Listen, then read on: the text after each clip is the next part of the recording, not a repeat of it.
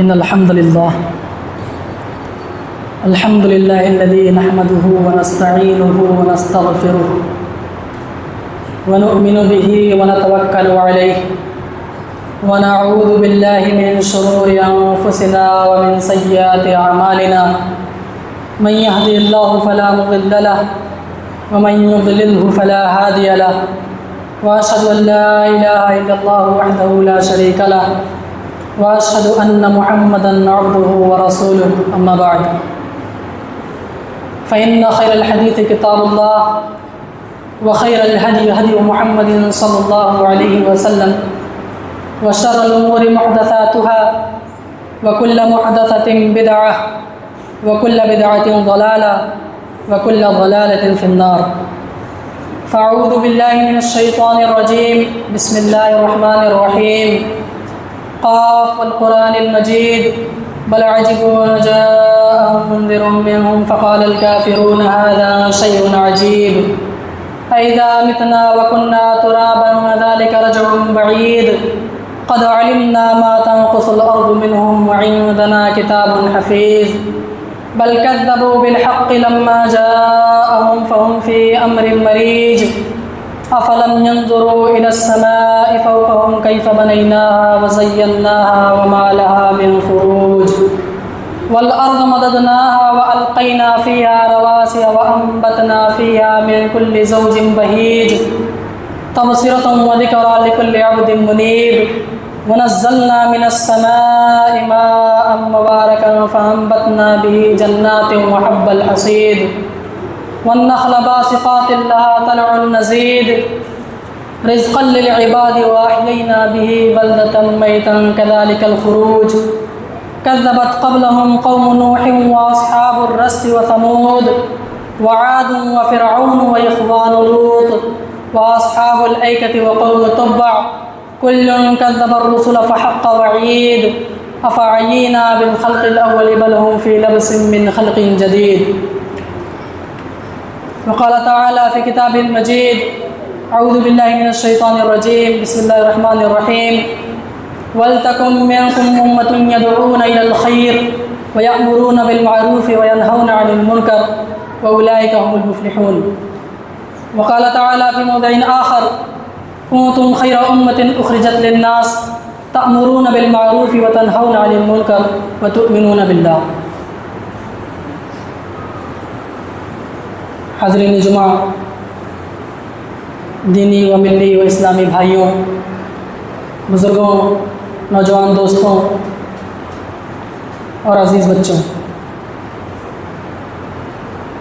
سب سے پہلے ہر طرح کی تعریفات و توصیفات، بڑائی و بزرگی، حمد و ثنا و کبریائی لائق و سزاوار ہے اس اللہ جل جلالہ کے لیے کہ جس نے ہم تمام بنی نوع انسان کو اس دار فانی کے اندر پیدا فرمایا اور پھر ہمیں پیدا کر دینے کے بعد یوں ہی بیکار بے فائدہ گمراہی و ضلالت کے عمیق و تاریک گڑھے میں بھٹکنے کے لیے نہیں چھوڑا، بلکہ ہماری رشد و ہدایت کے لیے سیدھا راستہ، توحید کا راستہ دکھلانے کے لیے، سمجھانے کے لیے، ہماری تخلیق کا مقصد ہمیں بتلانے کے لیے اللہ تعالیٰ نے وقتاً فوقتاً بہت سارے انبیاء کرام اور رسل اعظام کو اس دار فانی کے اندر مبعوث فرمایا۔ لاکھوں کروڑوں درود و سلام نازل ہوں اللہ کے ان تمام انبیاء کرام اور رسل اعظام پر، بالخصوص آخری نبی خاتم النبیین رحمت للعالمین سرور کونین جناب محمد عربی صلی اللہ علیہ وسلم پر، جنہوں نے ہم تمام امت کو گمراہی و ضلالت کے عمیق و تاریک گڑھے سے نکال کر صراط مستقیم جیسے منور، روشن، کشادہ اور سیدھے راستے پر گامزن کیا۔ حاضرین، اگر ہم اپنے سماج و معاشرہ پر ایک سرسری نگاہ ڈالیں، ایک طائرانہ نظر ڈالیں، تو اوپر سے دیکھنے پر ہی ہمیں اپنے سماج میں، اپنے معاشرے میں کئی ساری کمیاں، کئی ساری برائیاں نظر آئیں گی۔ اگر ہم تفصیل میں نہ جائیں، ڈیٹیل میں نہ جائیں، اوپر سے سرسری طور پر دیکھیں تب بھی ہمیں کئی ساری خامیاں، کئی ساری کمیاں اور کئی سارے نقوص ہمیں اپنے سماج اور معاشرے کے اندر دکھیں گے۔ ہمارا اسلامی معاشرہ، اسلامی سماج یہ پستی کی طرف گرتا چلا جا رہا ہے۔ ہمیں یہ یاد رکھنا ہے کہ ہمارے اسلاف تھے، ہمارے اجداد تھے جنہوں نے ایسے بڑے بڑے کارنامے کیے کہ پوری دنیا آج تک ایسے مثال ڈھونڈنے میں قاصر ہے۔ آج ہم انہی کے پیروں ہیں، لیکن ہمارا کیا حال ہے؟ کیا حالات ہیں ہمارا کیا معاملہ ہے؟ اس کے بالکل برعکس ہے، بالکل الٹا ہے۔ ہم کئی ساری برائیوں میں، کئی سارے منکرات میں ملوث ہو چکے ہیں، اور اتنی ساری برائیاں اور کمیاں دیکھنے کے بعد، اتنے سارے عیوب دیکھ لینے کے بعد، جان لینے کے بعد، سب سے پہلا کام ہمیں کیا کرنا ہے وہ یہ کہ ہم ان کی وجوہات کو تلاشیں۔ ایسی کیا وجہ ہے کہ آج ہم اتنی پستی کی طرف چلتے چلے جا رہے ہیں، ہمارے اندر اتنی برائیاں، اتنی کمیاں آ گئی ہیں؟ اگر ہم بنیادی طور پر تلاش کریں تو دو بڑی وجہیں ہیں جن کی وجہ سے آج ہمارا یہ معاشرہ پستی کی طرف جا رہا ہے۔ سب سے پہلا کہ ہمارے ایمان میں وہ قوت، وہ طاقت نہیں رہ گئی ہے۔ جو ایمان کا درجہ ہمارے اسلاف کا، صحابہ کرام کا، تابعین کا، ہمارے اجداد کا ہوا کرتا تھا، جو جذبہ ان کے دلوں میں ہوا کرتا تھا، ان کے سینوں میں ہوا کرتا تھا، آج وہ ہمارے سینوں سے غائب ہے، ہمارے دلوں سے غائب ہے۔ آج ہمارا ایمان اتنا قوی اور اتنا مضبوط نہیں ہے کہ ہم ان کے ایمان اور ان کے عقیدے کا مقابلہ کر سکیں۔ اسی وجہ سے ہمارے حالات بھی بدتر ہوتے چلے جا رہے ہیں۔ جیسے جیسے ہمارا عقیدہ، ہمارا ایمان کمزور پڑتا جا رہا ہے، جیسے جیسے ہمارے اعمال کمزور پڑتے جا رہے ہیں، ویسے ویسے ہمارے حالات بھی بگڑتے جا رہے ہیں۔ ایک یہ بنیادی وجہ ہے، سب سے بڑی وجہ ہے کہ ہمارے ایمان کے اندر وہ طاقت نہیں رہ گئی ہے جو ہمارے اسلاف کے ایمان میں ہوا کرتی تھی۔ دوسری بڑی وجہ کیا ہے؟ امر بالمعروف اور نہی عن المنکر جیسے عظیم الشان فریضے کو انجام دینا ہم نے ترک کر دیا ہے، چھوڑ دیا ہے۔ یہ ایک ایسا فریضہ ہے امر بالمعروف اور نہی عن المنکر کہ اس کی بدولت قومیں عروج پر چڑھتی ہیں، قومیں بلندی پاتی ہیں، اور اس کو چھوڑ کر کے، اس کو ترک کر کے قومیں پستی اور زوال کی طرف گرتی چلی جاتی ہیں، کھائی میں گرتی چلی جاتی ہیں۔ اور ہمارا معاملہ آج بالکل ویسا ہی ہے۔ ہم نے امر بالمعروف اور نہی عن المنکر کے فریضے کو پسے پشت ڈال دیا ہے، اس کو بالکل چھوڑ دیا ہے۔ ہم جانتے ہی نہیں ہیں کہ امر بالمعروف اور نہی عن المنکر کیا ہے۔ امر بالمعروف اور نہی عن المنکر کے اس فریضے کو انجام دینے سے قومیں بلند ہوتی ہیں، سماج اور معاشرہ اچھا ہوتا ہے، لوگ ایک دوسرے سے مل جل کر رہنے لگتے ہیں، ایک دوسرے کے تئیں خیر خواہ ہو جاتے ہیں۔ لیکن جب ہم اس فریضے کو چھوڑ دیتے ہیں تو معاشرہ اور سماج بگڑنے لگ جاتا ہے، لوگ ایک دوسرے کے دشمن ہو جاتے ہیں، لوگوں کو ایک دوسرے کی پرواہ نہیں رہتی، لوگ ایک دوسرے کی روا نہیں رکھتے۔ لہٰذا ہمیں پہلے سمجھنا ہوگا کہ امر بالمعروف اور نہی عن المنکر کیا ہے۔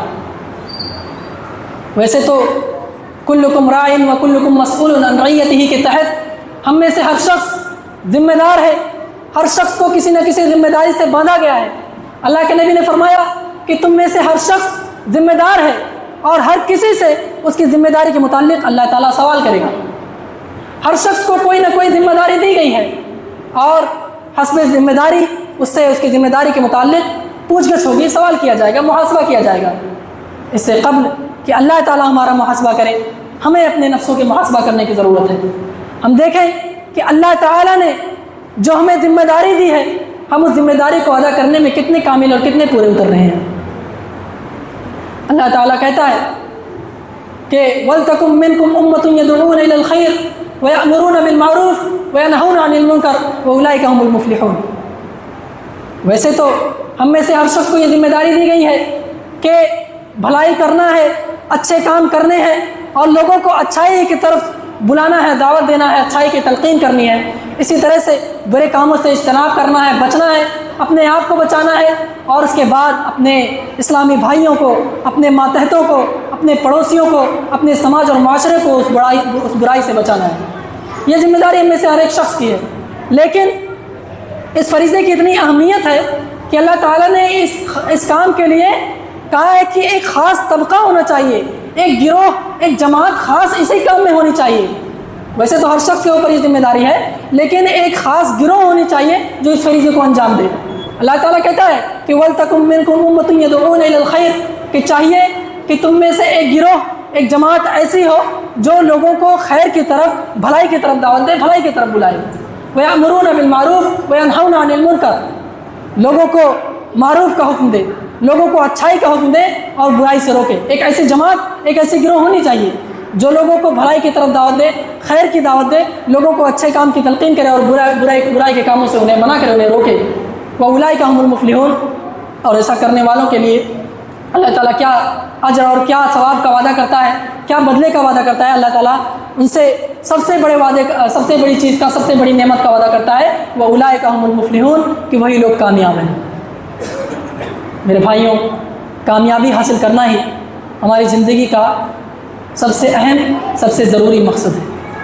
یہ دنیا میں ہمیں بھیجا گیا ہے، اللہ تعالیٰ نے ہمیں پیدا فرمایا ہے صرف کھانے پینے، چلنے پھرنے اور موج مستی میں زندگی گزارنے کے لیے نہیں، بلکہ ایک مقصد ہے۔ اللہ تعالیٰ کہتا ہے وَمَا خَلَقْتُ الْجِنَّ وَالْإِنسَ إِلَّا لِيَعْبُدُونَ، ہم سب جانتے ہیں کہ اللہ تعالیٰ نے ہمیں ایک مقصد کے تحت پیدا کیا ہے۔ اللہ تعالیٰ ہم سے کچھ مطالبہ کرتا ہے، کچھ تقاضا کرتا ہے، اور ہمیں ان تقاضوں کو پورا کرنا ہے۔ ان فرائض کو جو اللہ تعالیٰ نے جو فرائض ہم پر عائد کیے ہیں انہیں پورا کرنا ہے ہمیں۔ لہٰذا ہم میں سے ہر شخص کے اوپر یہ ذمہ داری ہے کہ اللہ ہی کی عبادت کرے۔ اللہ تعالیٰ کہتا ہے وَمَا خَلَقْتُ الْجِنَّ وَالْإِنسَ إِلَّا لِيَعْبُدُونَ، میں نے انسانوں اور جناتوں کو محض اپنی عبادت کے لیے پیدا کیا ہے۔ تو معلوم ہوا کہ ہماری تخلیق کا مقصد، ہماری پیدائش کا اکلوتا مقصد یہی ہے کہ ہمیں اللہ کی فرما برداری کرنی ہے، اللہ کے بتائے ہوئے طریقے کے مطابق، اللہ کے بتائے ہوئے راستے کے مطابق ہمیں اپنی زندگی گزارنی ہے۔ اور اس کے برعکس جن چیزوں سے اللہ تعالیٰ نے منع کر دیا ہے، اللہ کے رسول نے منع کر دیا، ان چیزوں سے ہمیں رک جانا ہے، ان چیزوں سے پرہیز کرنا ہے، اجتناب کرنا ہے۔ تو لہٰذا معلوم ہوا کہ اللہ تعالیٰ کہتا ہے کہ ایک گروہ، ایک جماعت ایسی ہونی چاہیے کہ جو لوگوں کو اچھائی کی طرف دعوت دے اور برائی سے انہیں روکے۔ ایک دوسری جگہ پر اللہ تعالیٰ فرماتا ہے کہ کنتم خیر امۃ اخرجت للناس تأمرون بالمعروف وتنہون عن المنکر وتؤمنون باللہ، کہ تم تمام امتوں میں سب سے افضل امت ہو، سب سے بہتر امت ہو۔ اللہ تعالیٰ نے اس امت کو، امت محمدیہ کو، مسلمانوں کو سب سے افضل، سب سے بہتر امت ہونے کا خطاب دیا ہے، یہ میڈل دیا اللہ تعالیٰ نے، یہ تمغہ دیا ہے، یہ سرٹیفکیٹ دیا ہے اللہ تعالیٰ نے کہ تم تمام امتوں میں سب سے بہتر امت ہو، تمہارا دین سب سے بہتر دین ہے۔ ان الدین عند اللہ الاسلام، کہ اللہ کے نزدیک سب سے بہتر دین اسلام دین ہے۔ اللہ تعالیٰ کہتا ہے الیوم اکملت لکم دینکم واتممت علیکم نعمتی ورضیت لکم الاسلام دینا، آج میں نے تمہارے لیے تمہارے دین کو مکمل کر دیا ہے اور تم پر اپنی نعمتیں نچھاور کر دی ہیں، اور اسلام کو تمہارے لیے بطور دین پسند فرمایا ہے۔ اسلام کو اللہ تعالیٰ نے بطور دین پسند فرمایا ہے۔ اس کے بعد اللہ تعالیٰ کہتا ہے کہ اسلام کے ماننے والے تم لوگ سب سے بہتر امت ہو، سب سے افضل امت ہو۔ کیا وجہ ہے؟ کس وجہ سے اللہ تعالیٰ نے اس امت کو سب سے بہتر امت قرار دیا؟ آگے اللہ تعالیٰ اس امت کی صفات بتاتا ہے کہ اسی صفت کی وجہ سے، اسی صفت کی بنیاد کی وجہ سے اللہ تعالیٰ نے تمہیں سب سے بہتر امت قرار دیا ہے۔ اللہ تعالیٰ کہتا ہے کہ کنتم خیر امۃ اخرجت للناس، کہ تم لوگوں کے لیے نکالے گئے ہو، تم لوگوں کی بھلائی کے لیے، لوگوں کے لیے نکالے گئے ہو، لوگوں کے لیے تمہیں نکالا گیا ہے۔ تم صرف اپنا نہیں دیکھتے ہو، صرف اپنا فائدہ نہیں دیکھتے ہو، بلکہ اپنے آس پاس، اپنے پڑوسیوں کا، اپنے بھائی کا، اپنے رشتہ داروں کا، سب کا خیال رکھتے ہو، سب کے لیے خیر خواہ رہتے ہو، تم سب کی خیر خواہی کرتے ہو، سب کے لیے اچھا چاہتے ہو، اچھا گمان رکھتے ہو، سب کے تئیں اپنا دل نرم رکھتے ہو، کسی سے بغض و عناد اور کسی سے دشمنی نہیں رکھتے، سب کے لیے اپنا دل نرم رکھتے ہو۔ اسی لیے اللہ تعالیٰ نے تمہیں سب سے بہتر امت قرار دیا۔ کنتم خیر امۃ اخرجت للناس، آگے اللہ تعالیٰ فرماتا ہے، صفت فرماتا ہے اس امت کی، تأمرون بالمعروف وتنہون عن المنکر، ایک صفت یہ ہے کہ تم لوگوں کو اچھائی کا حکم دیتے ہو اور برائی سے روکتے ہو۔ یہ صفت ہے، اس صفت کی بنیاد پر اللہ تعالیٰ اس امت کو سب سے بہتر امت ہونے کا خطاب دے رہا ہے کہ تم لوگوں کو اچھائی کی طرف دعوت دیتے ہو اور برائی سے انہیں روکتے ہو۔ وتؤمنون باللہ، اور اللہ رب العالمین پر کامل ایمان رکھتے ہو، اللہ پر ایمان رکھتے ہو، اللہ پر بھروسہ رکھتے ہو، یقین رکھتے ہو۔ کوئی مصیبت آ جائے، کوئی پریشانی آ جائے، کوئی بھی آزمائش آ جائے، ہر وقت تم اللہ پر ہی بھروسہ رکھتے ہو، تمہارا یقین اللہ تعالیٰ پر ہی ہوتا ہے، تمہارا یقین اور تمہارا ایمان کبھی ڈگمگ نہیں ہوتا ہے۔ کوئی آزمائش آ جائے، کوئی پریشانی آ جائے، اللہ پر ایمان رکھنا ہے، اللہ کو تلاشنا ہے، اللہ سے اس پریشانی کے ازالے کا سوال کرنا ہے۔ اللہ تعالیٰ کہتا ہے وَلَنَبْلُوَنَّكُمْ بِشَيْءٍ مِّنَ الْخَوْفِ وَالْجُوعِ وَنَقْصٍ مِّنَ الْأَمْوَالِ وَالْأَنفُسِ وَالثَّمَرَاتِ فَبَشِّرِ الصَّابِرِينَ الَّذِينَ إِذَا أَصَابَتْهُمْ مُصِيبَةٌ قَالُوا إِنَّا لِلَّهِ وَإِنَّا إِلَيْهِ رَاجِعُونَ۔ ہمارا ایمان اللہ پر ہونا چاہیے۔ کوئی مصیبت، کوئی پریشانی، کوئی آفت آ جائے تو ہمیں اللہ کی طرف لپکنا ہے، اللہ کی طرف لو لگانا ہے، اللہ سے اس پریشانی کو ذکر کرنا ہے، اللہ سے اپنی پریشانی بتانی ہے اور اپنی مصیبت کے ازالے کا سوال کرنا ہے، اللہ کے سامنے ہاتھ پھیلانا ہے، اللہ کے سامنے فریاد کرنی ہے۔ تو یہ اس امت کا خاصہ ہے کہ اللہ تعالیٰ نے اس خاصہ کی وجہ سے، اس خاصیت کی وجہ سے اللہ تعالیٰ نے اس امت کو سب سے بہتر امت قرار دیا ہے۔ اللہ تعالیٰ اپنے نبی سے فرماتا ہے خذ العفو وامر بالعرف واعرض عن الجاہلین، کہ آپ نرمی اختیار کیجئے اور لوگوں کو اچھائی کا حکم دیجیے۔ اللہ تعالیٰ اپنے نبی سے فرماتا ہے خذ العفو، آپ نرمی اختیار کر لیجئے، نرم ہو جائیے اور لوگوں کو اچھائی کی طرف بلائیے۔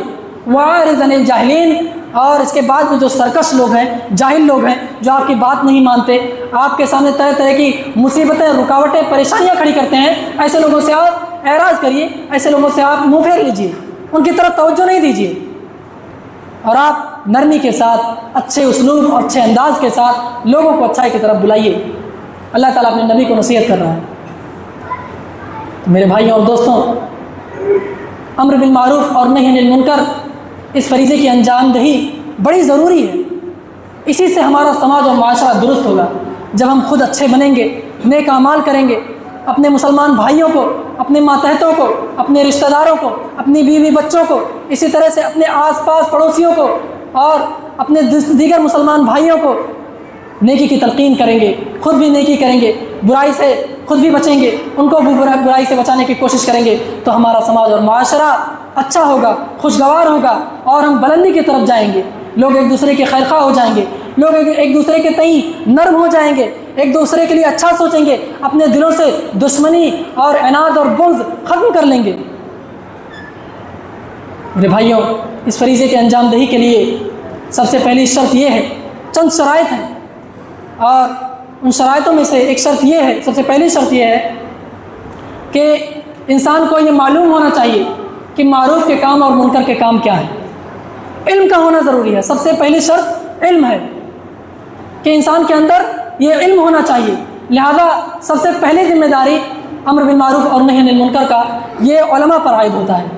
جو علماء ہیں، جن کے پاس علم و معرفت ہے، جو اسلامی قواعد و قانون سے باقاعدہ مانوس ہیں، جانتے ہیں ساری چیزیں اور سارے مسائل انہیں معلوم ہیں، ایسے لوگوں پر سب سے پہلے یہ ذمہ داری عائد ہوتی ہے کہ جو علماء ہیں ان کی ذمہ داری ہے۔ ضروری نہیں ہے کہ جو مولوی پڑھا رہے ہیں، اسی طرح سے جو کہیں خطابت کا کام کر رہے ہیں، دعوت کا کام کر رہے ہیں، انہی کی ذمہ داری ہے۔ ہر وہ شخص جسے علم ہے، جسے معرفت ہے، جسے جانکاری ہے دین کے بارے میں، اسلام کے بارے میں، شریعت کے بارے میں، کسی اچھے عمل کے بارے میں، کسی اچھی حدیث کے بارے میں، کسی آیت کے بارے میں، اس کے اوپر یہ ذمہ داری ہے کہ وہ اس حدیث کو، اس آیت کو، اس اچھے کام کو آگے پھیلائے، لوگوں کو اچھائی کی طرف بلائے۔ تو لہٰذا علم کا ہونا ضروری ہے۔ بغیر علم کے لوگوں کو کسی کام کی طرف دعوت دینا یہ غلط بات ہے، یہ اچھی عادت نہیں ہے، بلکہ یہ ہلاکت والا کام ہے۔ انسان خود بھی ہلاکت میں پڑتا ہے اور دوسروں کو بھی برائی کی طرف بلا کر کے انہیں بھی ہلاکت کی طرف دعوت دیتا ہے۔ لہذا علم کے ہونے پر ہی، اور جب علم ہو، معلوم ہو ساری چیزیں، تبھی لوگوں کو کسی شریعت والی چیز سے، کسی چیز سے انہیں بتانا چاہیے اور کسی چیز کی طرف دعوت دینی چاہیے۔ تو لہذا پہلی شرط علم ہے، علم کا ہونا ضروری ہے۔ اگر علم نہیں رہا، معروف کیا ہے، منکر کیا ہے، نہیں معلوم ہوگا کہ کون سے کام اچھے ہیں، کون سے کام برے ہیں، تو کیسے لوگوں کو ہم اچھائی کی طرف بلائیں گے اور برائی سے روکیں گے؟ لہذا ہمیں معلوم ہونا چاہیے کہ معروف وہ تمام کام ہیں جن کا حکم اللہ تعالیٰ نے قرآن مجید میں دیا ہے، اللہ کے نبی صلی اللہ علیہ وسلم نے حدیث مبارکہ میں جن کا حکم دیا ہے، اسی طرح سے جن کاموں سے اللہ اس کے رسول خوش ہوتے ہیں، جن کاموں پر بشارت سنائی گئی ہے، جن کاموں سے اللہ راضی ہوتا ہے، جن کاموں کے کرنے والوں کی اللہ تعالیٰ تعریف کرتا ہے، اللہ کے رسول تعریف کرتے ہیں، اس طرح کے تمام کام معروف کے کام ہیں۔ اب اس کے برعکس جن کاموں سے اللہ ناراض ہوتا ہے، اللہ نے اپنے غضب کا اعلان کیا ہے اپنی کتاب کے اندر، اللہ کے نبی نے جن کاموں سے ناراض ہوئے، اللہ کے نبی جن کاموں سے ناخوش ہوئے ہیں، جن کاموں سے روکا ہے اللہ نے، اس کے رسول نے، جن کاموں کے کرنے پر وعید اور دھمکی آئی ہے، جن کاموں کے کرنے والوں کی مذمت کی گئی ہے، ایسے تمام کام منکر کے کام ہیں، برائی والے کام ہیں۔ تو لہٰذا معلوم ہوا کہ معروف اور منکر کو جاننے کا یہ جو پیمانہ ہے، یہ ہمارا نظریہ نہیں ہونا چاہیے۔ اس کا فیصلہ ہم نہیں کریں گے کہ کیا کام اچھے ہیں اور کیا کام برے ہیں، اس کا فیصلہ شریعت کرے گی۔ شریعت سے ہمیں جاننے کی کوشش کرنی ہے کہ کیا کام معروف کے ہیں اور کیا کام منکر کے ہیں، نہ کہ ہم اپنے من سے کوئی فیصلہ کر لیں۔ جو کام ہمیں پسند آئے اسے ہم معروف کہنے لگ جائیں، اور جو چیز ہمارے مطابق نہ ہو، ہمارے من کے مطابق نہ ہو، اسے ہم منکر کا کام کہنے لگ جائیں۔ یہ در حقیقت بڑی غلط بات ہے۔ تو لہٰذا پہلی شرط علم ہے۔ دوسری شرط نرم رویہ ہے۔ کسی کو اچھائی کی طرف بلانا ہے، کسی کو کوئی اچھی بات کی تلقین کرنی ہے، تو اچھے انداز میں، اچھے اسلوب میں، نرم رویے کے ساتھ اور نرم لہجے میں اسے سمجھانے کی کوشش کریں، نرم لہجے کے ساتھ۔ اللہ تعالیٰ نے جب موسیٰ علیہ السلام کو فرعون کے پاس بھیجا، کہا کہ اذهبا الی فرعون انہ طغی، کہ تم دونوں، موسیٰ علیہ السلام اور ان کے بھائی ہارون علیہ السلام دونوں کو فرعون کے پاس بھیجا، تو یہ حکم دیا، یہ نصیحت کی اللہ تعالیٰ نے کہ اذهبا الی فرعون انہ طغی، کہ تم دونوں فرعون کے پاس جاؤ، بے شک وہ سرکش ہو گیا ہے، سرکش ہو گیا ہے وہ۔ اذهبا الی فرعون انہ طغی فقولا له قولا لینا، اور جب اس کے پاس جانا، اس سرکش انسان کے پاس جانا، اس فرعون کے پاس جانا، تو اس سے نرم بات کرنا، میٹھی گفتگو کرنا۔ فقولا له قولا لینا، تم دونوں اس سے اچھے انداز میں، اچھے اسلوب میں بات کرنا، اچھے انداز میں گفتگو کرنا۔ لعلہ یتذکر او یخشی، فائدہ کیا ہوگا کہ شاید وہ نصیحت پکڑے یا خوف کھا جائے۔ تو جب ہم لوگوں کو نرم رویے کے ساتھ، نرم لہجے کے ساتھ دعوت دیں گے تو لوگ ہماری باتوں کی طرف غور کریں گے۔ اس کے برعکس اگر ہم لوگوں کو ڈانٹیں گے اور جھڑکیں گے اور ان کی مذمت کریں گے، انہیں برا بھلا کہیں گے لوگوں کے درمیان، تو لوگ ہم سے اعراض کرنے لگ جائیں گے، ہم سے منہ پھیر لیں گے، ہماری باتوں کو سننے کے لیے راضی نہیں ہوں گے، ہم سے غصہ ہوں گے اور ہم سے ناراض ہو جائیں گے، ہماری کسی بات کو ماننے کے لیے وہ راضی نہیں ہوں گے۔ لہٰذا ضروری ہے کہ ہم نرم رویہ اختیار کریں۔ اللہ کے نبی صلی اللہ علیہ وسلم خود بھی جب آپ صلی اللہ علیہ وسلم کسی کو کوئی نصیحت کرتے تو آپ نرم رویہ اختیار کرتے، نرم لہجہ اختیار کرتے۔ جب وہ ایک دیہاتی صحابی آیا اور وہ مسجد میں پیشاب کرنے لگا تو اللہ کے نبی نے اسے روکا نہیں۔ حضرت انس بن مالک کہتے ہیں کہ ایک دیہاتی آدمی آیا اور وہ مسجد میں پیشاب کرنے لگا، تمام صحابہ دوڑے اس کو روکنے کے لیے۔ اللہ کے نبی نے فرمایا کہ دعوہ لا تظلموہ، چھوڑ دو اسے جانے دو، اسے جو کر رہا ہے کرنے دو، اسے روکو نہیں۔ اس کے بعد جب وہ پیشاب سے فارغ ہو گیا، آپ صلی اللہ علیہ وسلم نے اسے اپنے پاس بلایا، اسے نصیحت کی، اسے پیار سے، اخلاق سے، اچھے انداز میں سمجھایا۔ ان هذه المساجد لا تصلح لشيء من هذا البول ولا القدر، کہ یہ مساجد ہیں، یہ اللہ کی عبادت کے لیے ہیں۔ انما هي لذکر اللہ والصلاۃ وقراءۃ القرآن، اللہ کے نبی نے فرمایا کہ یہ مسجدیں ہیں اور یہ پیشاب پخانے کے لیے درست جگہ نہیں ہے۔ اس دیہاتی آدمی کو سمجھایا اللہ کے نبی نے اور کہا کہ بلکہ یہ مسجدیں یہ تو نماز کے لیے ہیں، اللہ کے ذکر کے لیے ہیں، تلاوت قرآن کے لیے ہیں۔ یہ مسجدیں پیشاب اور پاخانہ اور فحش اور لغو چیزوں کے لیے نہیں ہیں، بلکہ اللہ کی عبادت کے لیے، تلاوت قرآن کے لیے، نماز کے لیے اور ذکر و اذکار کے لیے مسجدیں ہیں۔ اللہ کے نبی نے اسے نرم لہجے کے ساتھ سمجھایا۔ اس کے بعد تیسری شرط کیا ہے امر بالمعروف اور نہی عن المنکر کے لیے؟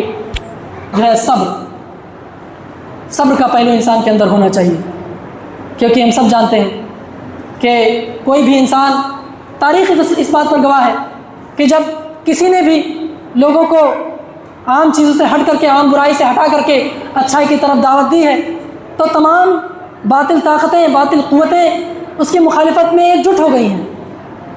جب اللہ کے نبی نے اسلام کی دعوت دینا شروع کیا تو مکہ کے بڑے بڑے روسا جو طاقتور لوگ تھے وہ تمام کے تمام آپ کے مخالف ہو گئے، آپ کے دشمن ہو گئے، طرح طرح سے آپ کو ستانے لگے، آپ کو اذیت پہنچانے لگے، طرح طرح کی مصیبتیں، پریشانیاں آپ کے سامنے کھڑی کرنے لگے۔ تو ہمیں یہ معلوم ہونا چاہیے کہ جب ہم لوگوں کو اچھائی کی طرف دعوت دیں گے تو برے لوگ جو ہیں وہ ہمارے دشمن ہوں گے، ہمارے راستے میں رکاوٹیں، پریشانیاں آئیں گی، لیکن ہمیں ان سے گھبرانا نہیں ہے بلکہ صبر کا مظاہرہ کرنا ہے۔ اللہ تعالیٰ کہتا ہے والعصر ان الانسان لفی خسر الا الذین آمنوا وعملوا الصالحات وتواصوا بالحق وتواصوا بالصبر، کہ تمام کے تمام لوگ گھاٹے میں ہیں، خسارے میں ہیں، سوائے ان لوگوں کے جنہوں نے لوگوں کو اچھائی کی طرف دعوت دی اور اس کے بعد صبر کیا۔ یہ خصلت کہ لوگوں کو اچھائی کی نصیحت کی، وتواصوا بالحق، حق بات کی نصیحت کرتے رہے، اور مصیبت آنے پر، پریشانی آنے پر، رکاوٹیں آنے پر صبر کا مظاہرہ کیا، صبر کا دامن نہیں چھوڑا انہوں نے۔ یہی لوگ گھاٹے اور خسارہ والے نہیں ہیں۔ ان کے علاوہ جو صبر نہیں کرتے، لوگوں کو حق کی تلقین نہیں کرتے ہیں اور برائی کو برا ہوتا ہوا دیکھتے رہتے ہیں، انہیں ان کی کانوں پر جوں تک نہیں رینگتی، ایسے لوگ فائدے اور نفع میں نہیں ہیں، بلکہ نقصان میں ہیں، خسارے میں ہیں، گھاٹے میں ہیں۔ اللہ کے نبی صلی اللہ علیہ وسلم نے فرمایا کہ من رأى منکم منکرا فلیغیرہ بیدہ فإن لم یستطع فبلسانہ فإن لم یستطع فبقلبہ وذلک اضعف الایمان۔ اللہ کے نبی نے فرمایا کہ تم میں سے کوئی شخص جب کوئی برائی ہوتا ہوا دیکھے تو چاہیے کہ وہ اسے اپنے ہاتھ سے روکے۔ تم میں سے کوئی شخص جب کوئی برائی ہوتا ہوا دیکھے تو اسے اپنے ہاتھ سے روکنے کی کوشش کرے، نئی استطاعت ہے، نئی طاقت ہے تو پھر زبان سے اسے روکے، زبان سے منع کرے۔ اگر کوئی اس کا ماتحت ہے، کوئی انسان حاکم ہے، پولیس ہے، قاضی ہے، اسی طرح سے قوم کا امام ہے، رہبر ہے، تو وہ لوگوں کو اپنے ہاتھ سے روکنے کی کوشش کرے، ان کو سزا دے برا کام کرنے پر۔ اور اگر وہ استطاعت نہیں رکھتا ہے، کوئی عام انسان ہے، لوگوں کو اپنے ہاتھ سے روکنے کی استطاعت نہیں رکھتا ہے، تو اپنے زبان سے انہیں روکے، اپنی زبان سے انہیں سمجھائے کہ پیارے بھائی آپ یہ جو کام کر رہے ہیں یہ شریعت کے خلاف ہے، اللہ تعالیٰ اس کام سے اللہ تعالیٰ اس کام کو پسند نہیں کرتا، اللہ کے نبی اس کام سے ناراض ہوتے ہیں، اس کام کی مذمت کی گئی ہماری شریعت میں، لہٰذا آپ اس کام سے باز آ جائیں۔ یہ مسلمانوں کا شیوا نہیں ہے، یہ مسلمانوں کا وطیرہ نہیں ہے کہ مسلمان ایک غلط کام کرے، ایک برائی والا کام کرے، لہٰذا آپ اس کام کو چھوڑ دیں۔ محبت سے، اخلاق سے انہیں زبان سے سمجھانے کی کوشش کریں، اس برائی کو ہاتھ سے روکنے کی کوشش کریں، اور اگر ہاتھ سے بھی نہیں روک سکتا ہے تو کم از کم اپنے دل میں اس کام کو برا جانیں، اپنے دل میں جانے کہ یہ برا کام ہے۔ اب ہم اپنا محاسبہ کریں کہ ہم ایمان کے کون سے درجے میں ہیں۔ اللہ کے نبی نے فرمایا وذالک اضعف الایمان، کہ انسان جب برائی کو برائی صرف سمجھتا ہے، نہ ہاتھ سے روک سکتا ہے، نہ زبان سے روک سکتا ہے، صرف اور صرف دل میں برا جان رہا ہے، تو یہ ایمان کا سب سے کمتر اور سب سے کمزور حصہ ہے، سب سے کمزور درجہ ہے۔ اب ہم اپنا محاسبہ کریں، کیا ہم برائی کو برائی بھی سمجھتے ہیں؟ ہم تو جانتے ہی نہیں۔ آج ہمارے سماج اور معاشرے میں کتنی ساری برائیاں ایسی ہیں کہ ہم انہیں برائی ہی نہیں کہتے ہیں۔ عام باتوں میں ہمارے جھوٹ ہے، لوگ عام باتوں میں ایک دوسرے سے بات کرتے وقت، ایک دوسرے سے ملتے وقت عام باتوں میں جھوٹ بول دیتے ہیں، ایک دوسرے کی برائی عام ہو گئی ہے، فلاں کی برائی، فلاں کی غیبت، فلاں کی چغلی، اسی طرح سے کسی کو بیوقوف بنا دیا، اس کی ٹوپی اس کے سر، یہ ہمارا عام وتیرہ ہو چکا ہے۔ ہم برائی کو برائی نہیں سمجھتے ہیں، سمجھ نہیں رہے ہیں کہ ہم یہ کیا کام کر رہے ہیں۔ ہماری عام باتوں میں فحش باتیں، لغو باتیں ہوا کرتی ہیں، گالی گلوچ، اسی طرح سے ایک دوسرے کو برے القاب سے پکارنا، ایک دوسرے کی غیبت کرنا، برائی کرنا، چغلی کرنا، یہ تمام کام آج ہمارا خاصہ بن چکا ہے، ہماری خصلت بن چکی ہے۔ لہذا ہم اپنا محاسبہ کریں کہ کیا ہمارے اندر وہ کمزور حصہ بھی نہیں رہ گیا، ایمان کا وہ کمزور درجہ بھی نہیں رہ گیا؟ میرے بھائیوں، اصلاح کرنے کی ضرورت ہے۔ سب سے پہلے اپنی خود اصلاح کریں، اس کے بعد اپنے آس پاس، اپنے بھائی، اپنی بہن، اپنے پڑوسی، اپنے ماں باپ، اسی طرح سے اپنے اہل و عیال کی اصلاح کریں۔ اللہ تعالیٰ کہتا ہے یا ایھا الذین آمنوا قوا انفسکم واہلیکم نارا، اے ایمان لانے والوں تم اپنے آپ کو اور اپنے اہل و عیال کو جہنم کی آگ سے بچا لو۔ تو جہنم کی آگ سے کیسے بچائیں گے؟ کیسے بچائیں گے جہنم کی آگ سے؟ وہاں جہاں جہنم ہوگی، فرشتے وہاں پر تعینات ہوں گے، تو وہاں ہم ہاتھ سے کھینچ کر کے انہیں جہنم سے نہیں بچا پائیں گے، بلکہ اسی دنیا میں ہمیں انتظام کرنا ہے، انہیں برے کاموں سے روکنا ہے، اچھائی کی تلقین کرنی ہے، انہیں اچھا انسان بنانا ہے، اپنے اہل و عیال کو اچھائی کی طرف بلانا ہے، انہیں دعوت دینا ہے، ان کے اندر اچھی خصلتیں پیدا کرنی ہے۔ اس طرح سے ہم انہیں برائی سے بچا سکتے ہیں، اور وہی خصلتیں، اچھی عادتیں اپنا کر کے ہم اپنے آپ کو بھی بچا سکتے ہیں۔ لہذا ضرورت ہے کہ ہم اپنا محاسبہ کریں، خود بھی اچھے کام کریں، اپنے ائمہ، اپنے رشتہ داروں اور اپنے اعزاء و اقارب کو بھی ہم اچھائی کی طرف دعوت دیں، انہیں برائی سے روکیں۔ اللہ تعالیٰ سے دعا ہے کہ اللہ تعالیٰ ہم تمام لوگوں کو خود اچھا کام کرنے کی اور برے کاموں سے بچنے کی توفیق دے، آمین۔ اور دوسرے لوگوں کو، اپنے اہل و عیال کو، اپنے گھر والوں کو، اپنے رشتہ داروں کو اچھا کام کرنے اور اچھائی کی طرف دعوت دینے اور برائی سے بچانے کی توفیق دے، آمین۔ اللہ تعالیٰ ہمارے سماج اور معاشرے کو اچھا بنائے، خوشگوار بنائے، ہمارے دلوں میں ایک دوسرے کے لیے محبت و الفت پیدا کر دے، اور ہمارے دلوں سے بغض، عناد، دشمنی، اس طرح کے تمام باطل چیزیں اللہ تعالیٰ ہمارے دلوں سے مٹا دے. آمین. وآخر دعوانا الحمدللہ رب العالمین. بارک اللہ لنا ولکم فی القرآن العظیم ونفعنا وإیاکم بالآیات والذکر الحکیم. انہ تعالی جواد کریم ملک بر رؤوف رحیم.